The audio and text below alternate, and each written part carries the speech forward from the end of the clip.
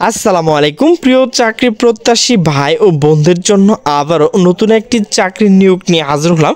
তো মূলত এই চাকরিতে কি কি শিক্ষার যোগ্যতা লাগবে, কত টাকা পেমেন্ট করতে হবে, আবেদনটি কবে থেকে শুরু হবে এবং শেষ হবে, A to Z আলোচনা করব। তো ভিডিওটি স্কিপ না করে সম্পূর্ণ দেখতে থাকুন। তো নিয়োগটি প্রকাশ করা হয়েছে গণপ্রজাতন্ত্রী বাংলাদেশ সরকার আইন বিচার ও সংসদ বিষয়ক মন্ত্রণালয় থেকে।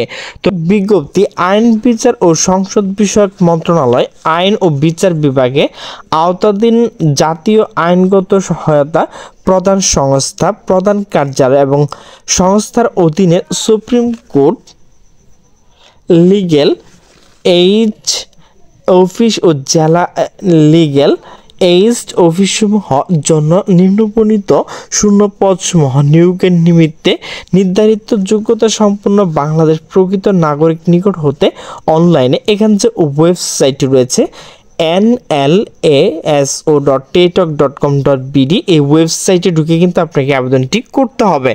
তো প্রথমে রয়েছে পদের নাম, পদের সংখ্যা, কর্মস্থল, জাতীয় বেতন স্কেল এবং প্রয়োজনীয় যোগ্যতা।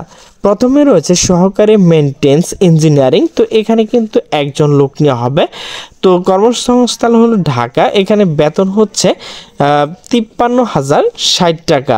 কোনো স্বীকৃত বিশ্ববিদ্যালয় হতে কম্পিউটার সায়েন্স, কম্পিউটার ইঞ্জিনিয়ারিং এই বিষয়ে কিন্তু আপনাকে শিক্ষার যোগ্যতা থাকতে হবে। এরপর হচ্ছে আইনি পরামর্শ কর্মকর্তা। তো এখানে কিন্তু 6 জন লোক নেওয়া হবে। কর্মস্থল হচ্ছে ঢাকা।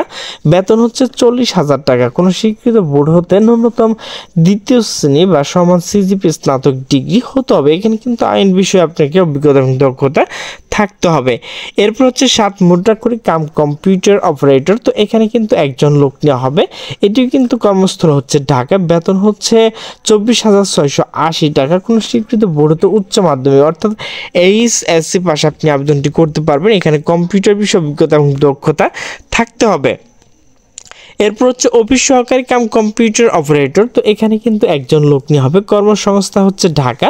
বেতন হচ্ছে 24,680 টাকা। কোনো স্বীকৃত বিশ্ববিদ্যালয় হতে স্নাতক ডিগ্রি হতে হবে। এখানে কিন্তু আপনাকে কম্পিউটার বিষয় অভিজ্ঞতা এবং দক্ষতা থাকতে হবে। এরপর হচ্ছে অফিস সহকারী কাম কম্পিউটার মুদ্রাক্ষরিক। তো এখানে কিন্তু 2 জন লোক নেওয়া হবে যে কোনো জেলা লিগ্যাল এইড অফিসের জন্য। তো বেতন হচ্ছে 24,900 বেতন হচ্ছে 22,490 টাকা। কোনো স্বীকৃত বোর্ড হতে ন্যূনতম দ্বিতীয় বিভাগ বা সম্মান জিপি উচ্চ মাধ্যমিক অর্থাৎ এইচএসসি পাশে আপনি আবেদনটি করতে পারবেন। এখানে আপনাকে কম্পিউটার বিষয় অভিজ্ঞতা এবং দক্ষতা থাকতে হবে।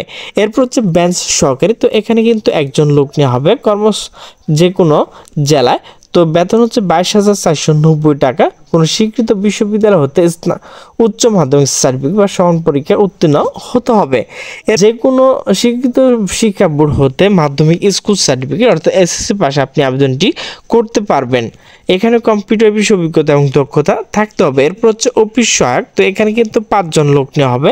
সংস্থার প্রধান কার্যালয় হচ্ছে ঢাকা। বেতন হচ্ছে 20,010 টাকা।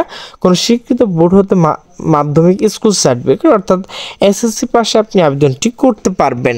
তো আবেদন ফর্ম পূরণ এবং পরীক্ষা অংশগ্রহণের ক্ষেত্রে নিম্নবর্ণিত শর্তাবলী অবশ্যই অনুসরণ করতে হবে। তো 1 মার্চ 2025 তারিখে প্রার্থীকে অবশ্যই 18 থেকে 32 বছর হতে হবে। তো ভিউয়ার্স কিভাবে আবেদন করবেন? তো অনলাইন আবেদন ফর্ম পূরণ শর্তাবলী। তো আপনাকে যে কাজটি করতে হবে, আপনি হাতে থাকা স্মার্টফোন কিংবা গুগল ক্রমে গিয়ে টাইপ করবেন nlaso.taytalk.com.bd এই ওয়েবসাইটে ঢুকে কিন্তু আপনি আবেদনটি করতে পারবেন। তো মূলত এই আবেদনটি কবে থেকে শুরু হবে? তো মূলত আবেদনটি শুরু হবে 3/3/2025 সকাল 10টা থেকে অর্থাৎ মার্চের 3 তারিখ থেকে আবেদনটি শুরু করতে পারবেন। তো অনলাইন আবেদন কবে শেষ হবে? তো 6/4/2025 রবিবার বিকাল 5টায় কিন্তু আবেদনটি শেষ হয়ে যাবে।